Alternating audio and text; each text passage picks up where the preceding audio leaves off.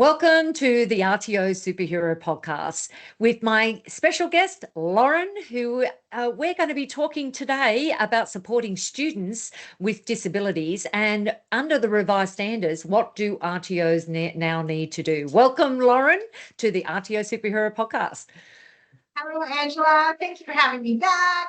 I'm surprised you keep letting me in here, but I love our conversations. We could talk all day about all these we sort of literally things. could talk all day.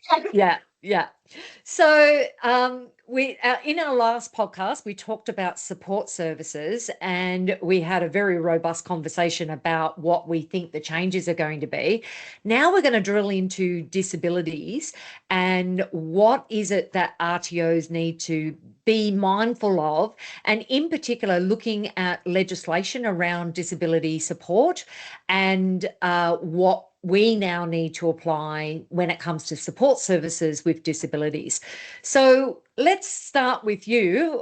What are your thoughts around the compliance requirements and what RTOs may need to put into place now when it comes to disabilities? Yeah, so I mean, look, this is probably one of the few RTO standards where I do have like a bit of an issue with one of the points.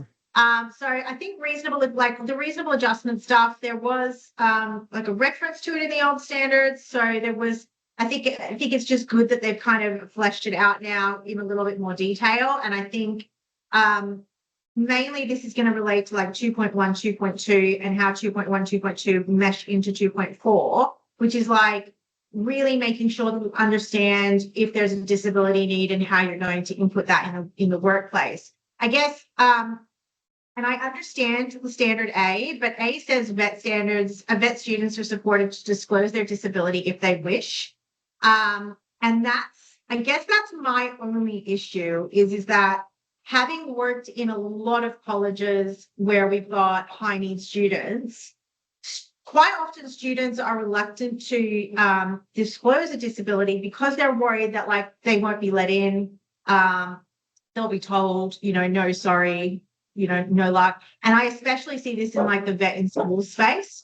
But say if they wish, I think my concern is it leaves a gap for RTOs whereby the student doesn't disclose it and then it comes to a head later on down the track, like for example, in telecommunications, we have to know if the student is colorblind. If you're colorblind and you're trying to work in telecommunications, you can electrocute yourself, right? So that's something where it's super important that we understand if you have a disability. It's also important for me to understand if you've got, ADD, dyslexia, so that I can put support mechanisms in place. But for some of the other disabilities that you might have, it could have a very real safety impact on, on things later on down the track. Okay. Like, if you've got, I'm blanking on the disorder at the moment, but like, confrontational disorders and things like that, whereby you're potentially, if I don't manage your behavior in class, look, low functioning Asperger's can definitely be, can present with some of that as well.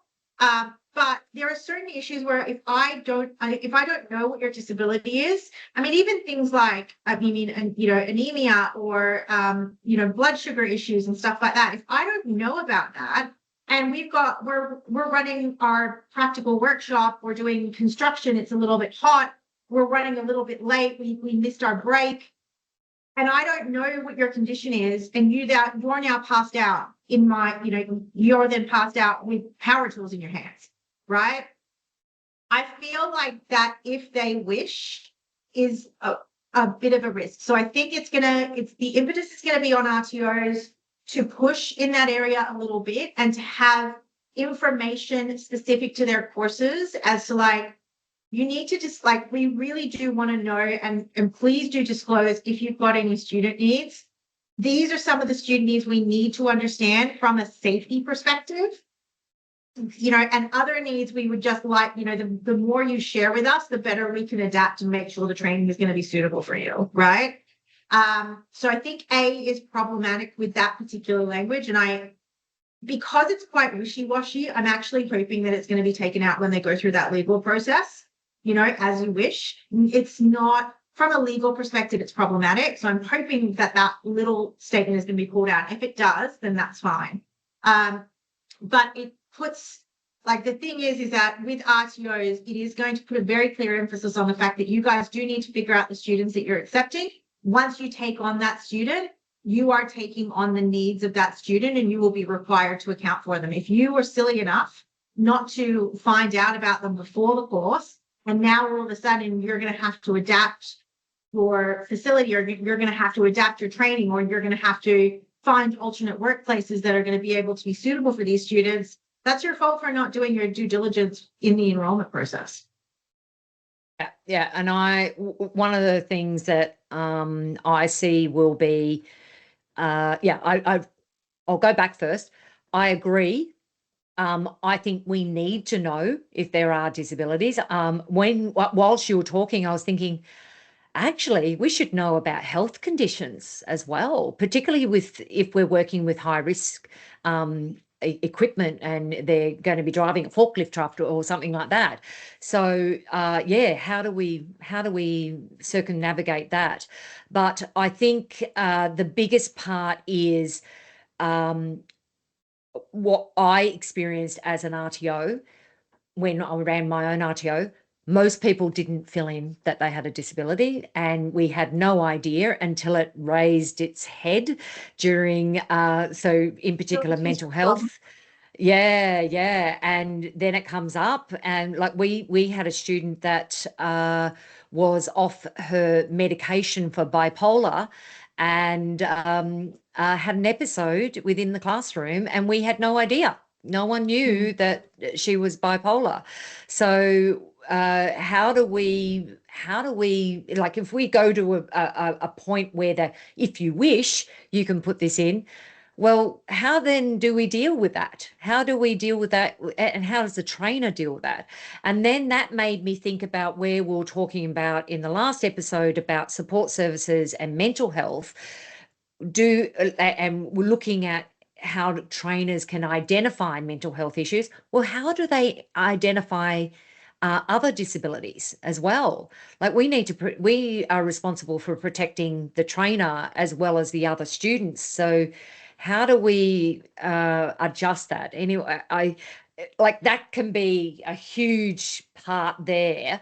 But also, I think what's hasn't really changed is how we adjust the training to meet student needs, and how do we implement reasonable adjustments. So from my point of view, when it comes to reasonable adjustments with disabilities, first point is, as long as the adjustment doesn't affect the training product requirements. So if they're able to still deliver the competency or be deemed competent with meeting all of the requirements, for example, first aid, you cannot work on a mannequin on a table. You need to be able to physically get up and down off the floor. So that's just one example. But if you're in a wheelchair, you're not going to be able to do the full CPR requirements when it comes to first aid. So, and I've had this argument with RTOs before, where they go, no, we can accept everyone. And I'm like, well, really? Like, if someone drops to the floor, and the only person around is someone on a wheelchair, are they going to be able to perform CPR on me? I think I would want someone around that would have, in particular, if they require first aid as a work requirement. So if they're doing a first aid certificate as part of their work requirement, I wouldn't want them there to try and respond to me. I'd want them to be able to get up and down off the floor. Okay, so when it comes to reasonable adjustment and implementing practical strategies, what are your thoughts around that? So I agree with everything you said. First and foremost, it cannot impact, like, if your performance evidence says you need to be able to do X, Y, and Z, you need to be able to do X, Y, and Z. So that's the first thing that needs to be considered as part of that. there are always then ways around that. So, we've had students in the past whereby they were doing like carpentry qualifications and we couldn't give them the full certificate. But what we did is we covered all of the units. We issued them with like 80% of the units, but there were like 4 units that, we knew the person wasn't going to be able to do because they were in a wheelchair. But we still, and then we managed to find them like a carpentry workplace. So it was more like joinery and carpentry. So it was more cabinet making sort of skills. But we were able to adapt. We were able to find an employer that still worked, and they were still able to do the vast majority of the units. And so it still led them into employment, right? That was kind of the big goal and outcome that we wanted to get for, this, and that's the outcome we want for a lot of the students. And we've had many situations over the years where we've kind of gone, well, we're going to deliver the theory on all of the units. We're going to be able to issue this many of the units, and we're still going to get you into an employment outcome, right? And so do you get to get the student through the full qualification all the time? No, not necessarily. Does it mean that they can't participate at all? Absolutely not, right? And you really want to figure out what the goal of the training is. And I mean, for me, 99% of the time, the reason why a student's doing training is to either get into employment or get into a better position within their career pathway, right? So look at how you can go about doing that, but go in with eyes open. And certainly in all of those situations, we had individual student support plans where we said, these are our responsibilities, as part of this training. These are your responsibilities as part of this training. And here's how we're going to check in with each other on a regular basis to make sure that we're following up with this, right? So I think as long as there's clear communication in and around what can and cannot be achieved, while making sure you're meeting all of your other RTO standards and requirements and training package and things like that, it's absolutely fine. And I think even with like a lot of the government funding systems and stuff like that, they're supportive of that as well. Like I've done that via, like funding mechanisms where we've gone to them and gone, look, we're going to train them in this, but like we're letting you know now that they're not going to complete these units. We're only going to train them. They're going to do the theory because, they've got a disability and X, Y, Z. So I think as long as you understand and you've got the agreement, and I think actually a lot of RTOs do a lot more of this than, people talk about. Like I've seen this through so many different RTOs. I've seen so many really cool adaptations done for students so that they can participate in courses or get into employment, or, like we've had students in Far North Pilbara that have been through just horrific, violence and assaults and things like that. And we've kept them going in classes because they've literally turned around and gone, this is the only safe space that we have. And we've gone, okay, we're just going to put you through another course, because we know that this is the safe space that you've got. And we've had those conversations with government as well. So ultimately, if you're having really clear communication and you're documenting that, I think it's fine.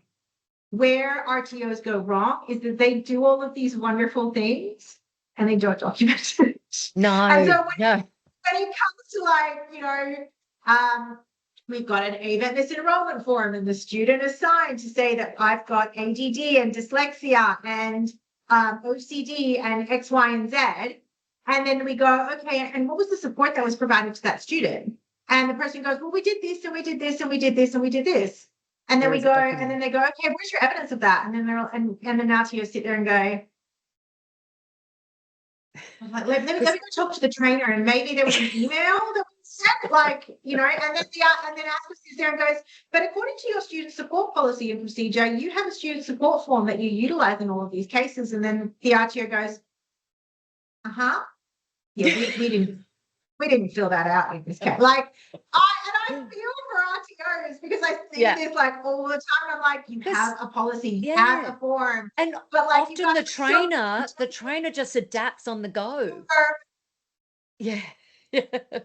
So the trainer just goes, right, okay, I need to adjust the training and I need to fix this now, and they don't think about documenting it.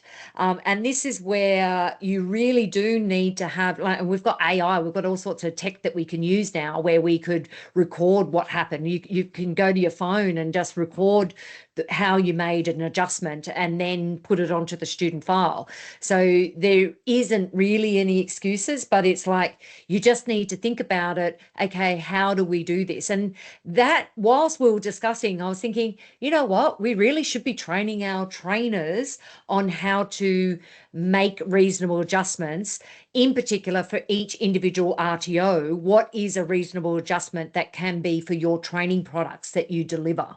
And I think there's a lot more vet PD now that trainers I will be required to undertake because of the new standards. And I think this would be a really good training on reasonable adjustment that's contextualized for your training products on your scope of registration and your learner cohort, and what is the process that trainers need to do in order to first identify a disability, if it's not declared on the enrolment form, to how they document it. And I think the other area where I see RTOs stuff up quite regularly is that the communication never goes to the trainer in the first place, even where the student has. So, there's a couple of steps that need to happen in order for all of this to happen. One is that either a BDM or an admin actually need to read the enrolment form and need to include that information. So, like, again, if you have a student management system that none of your trainers can access, what's your process of actually getting the trainers this information? Like, I'm constantly, like, we're just finalizing event for all of our RTOs. And I've been going through on a weekly basis and talking to my RTOs and my admin and going, guys, I'm not seeing this information. This information hasn't been uploaded. Like this, and disability is a big one, right? Disability and, if they, the two things that probably are most consistently not entered into student management systems into AVETNIS data is information about disability and information about previous training. And that speaks directly to whether or not we should be offering students credit transfer. And half the time, we'll be doing like a funded lodgement and it'll come back and it'll go, no, we've already paid the student to teach that unit. And I'll go in and I'll go, guys, like the student said they'd completed a Cert 3. Please tell me somebody's gone back and asked them what in Cert 3 they did. Yeah. And they'll turn around and go, oh, no. And I've gone, okay. Have you got evidence of that? Like, can we please go back and ask the student what qualification they've done? And then I get the certificate and I'm looking at it and going, great. So there's actually 3 credit transfers and 2 of the units we've already delivered. And so now we've delivered those units. The student, for some reason, has done the unit again, not mentioned it to the trainer. And we've now been paid, like we now can't get paid to deliver that. So we wasted the student's time, we wasted the trainer's time. Like I get very frustrated. I angry Lauren comes out. That's why I scare some of my admins sometimes. I do apologize, but like we see it all the time. And then the same with disabilities. And so the person will disclose, like in the case that the person discloses this disability, has that been documented in the student management system and has it been passed on to the trainer? Like, I've got classrooms now where we've got like up to 2/3 of the classroom, right? Particularly in like the vet in school space, 2/3 of the classroom will have a learning disability of some sort, right? Be it dyslexia, ADD, or, autism, like somewhere in the 2/3 of that class. Now, again, going back to like our last episode on student support services, what does student support services look like when 2/3 of your class has got a learning disability of some sort? It's going to look a hell of a lot different than like a class where where you've got 2 students out of 25 that have got a learning disability. If you've got 12 out of 18 students, and I mean, in a lot of these sorts of classes, we literally have to cap training at 16 people because we know that there's going to be high rates of disabilities within the students or learning needs within the students. And so we can't train any more than 16 students because, 11 of them are probably going to have dyslexia or, they're going to have some sort of behavioral issue or whatever. Like, you can't put more than 10 of those kids into a class trainer, especially when like the trainer's teaching them how to, swing bricks or, you know, use a power saw or things like that. Like it's not a good idea. It's just not. No, not a good idea. No. I, in a previous life, I used to deliver foundation skills courses. So with foundation skills, and it was all of the students had a disability. So, and I could only handle 10. Like you couldn't, I couldn't even barely handle the 10 because it was so difficult. It was a variety of Asperger's, ADHD, autism, like you name it, we had it in this group. And for me as a trainer, it was draining. It was like I'd go home absolutely exhausted, and I only taught the class once a week. Yeah. It was, 100%. So how are we supporting the trainers who are working with students with disabilities? So, and that's where we like, I'll go back to the training and assessment strategy. Who are your learner cohort? That's how you determine this amount of support required. But I think also we really need to be identifying for that learner cohort, what are the reasonable adjustments that may arise with that learner cohort. So that is documented within the training and assessment strategy so that the trainer is prepared and they have strategies in place. And I think, once again, that comes back to we need to have vet training or PD for those trainers so that they know how to reasonably adjust, in particular for that learner cohort and that training product. Yeah. I think, we need to utilize systems. Like, we need to be making sure that, where you can make things easier for students, make it easier for the students. Like, I'll be honest, the vast majority of students are far better working on a phone, and typing an answer into a phone than they are physically handwriting it nowadays. Like correct. Most of our students, if they're under the age of 25, they are going to be quicker typing it into a phone or typing it onto a computer than they are going to be physically handwriting it. Like, a lot of students get fatigued super, super quick, particularly males. They'll get fatigued really, really quickly with handwriting, whereas like with typing or with doing this, do that all just day. much, much quicker. So utilize your systems, because then the other part of that is that if they're doing this and it's going into a system, you don't have a trainer that's having to, hand it over and collate it all to admin. You don't have them getting lost and accidentally left in trainers' boots. You don't have admin that have to sit there and scan up copy after copy after copy after copy and then save it as an individual PDF file and then add it onto the students, thing. Like, there's all sorts of savings that you guys can utilize in your system. So as these new things come on, be utilizing your systems and your processes to get business efficiencies so that you can have your trainers, right, who are generally your most expensive commodity, and they are the one where, like, time is going to make the most difference. Make it so that when they are, like, the time that you are paying them is going to be doing worthwhile tasks. So if they're not directly training and assessing, then and they should be either undertaking PD, make the marking as absolutely easy as possible for them. And I even recommend, like, where possible, utilize your trainers a little bit more effectively. Use your less experienced trainers to be doing your online marking. Don't use your, like, really good on the ground trainers. You've got certain trainers that are great with their practicals and great with their training skills. Utilize them for that. Utilize your guys that are a little bit, like, less, or maybe they're coming to the end of their training career, and so they like to, like, talk on a little bit about themselves to, like, move your trainers around. You don't have to have one trainer and assessor only dealing with one group, right? You can move people around and move them into doing the things that they are best at doing. Like, we've got trainers who all they do is they do the online marking because they're very detail oriented. They're really good at identifying collusion and AI and all of that sort of stuff. And they're they enjoy it. So they're happy to go back and forth with students and provide that support and work through with the theory and stuff. And then we've got other trainers that, like, really hate paperwork, but they smash out they smash out classroom. Like they love being in the classroom. They love being in a practical setting, and they provide fantastic verbal feedback, and they really do build the skills of their students and stuff like that. Like, think a little bit outside the box in how you go about structuring your training and where you allocate people to. And I think also where you were talking about the digital devices, much easier to adjust your training with digital devices. Like if they've got, for example, they're colorblind, they could change their digital device so that it meets their requirements, so they're able to read everything.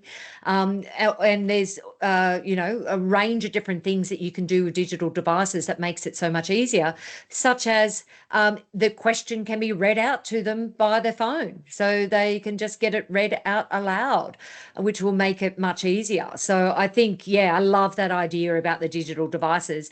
And I think we have like 90% of the population over the age of 16 has a mobile phone or some sort of digital device. So I don't think it would be unreasonable. But once again, we need to make sure, if you are going to use digital devices, that it's very clear on the marketing that the pre-enrollment information that they will be required to have a digital device. So that just came to head when I was saying that. I was thinking, oh yes, we've got to make sure we tell the students that they need to have a digital device if it's required. Funded, you cannot offer a digital device to them, because that is majority of funding contracts. That's a no. Yes, you could borrow. You could mostly have a number of iPads there or something that you could Yes, lend to the 100%. students. And that's recommended, but just no incentives. We No incentives. We don't want to go there again. Mhm. No, definitely not. Okay, thank you so much once again, Lauren. This has been fantastic. I think, in summary, when it comes to student support with disabilities, I don't think a lot has changed compared to the current legislation. I think what has changed is there's more of an emphasis on how we're going to implement that within our RTOs, and also being aware for the trainers, so that they understand what that process is with reasonable adjustment. I think it's just going to be more of a focus on that, and I've said it already. That reasonable adjustment is relevant to the learner cohort and the training product. I think, in a nutshell, that's what we need to focus on.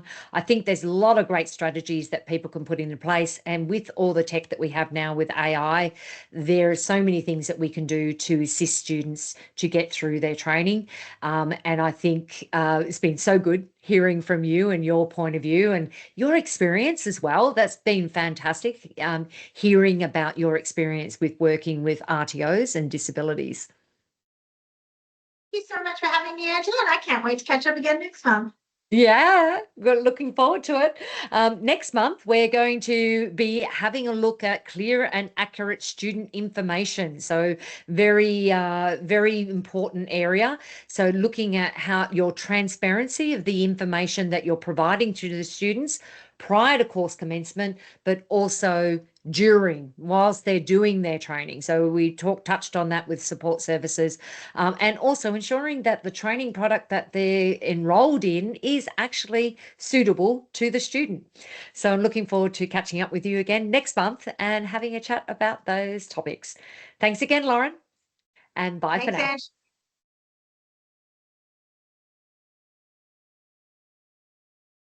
now. And of course, the real estate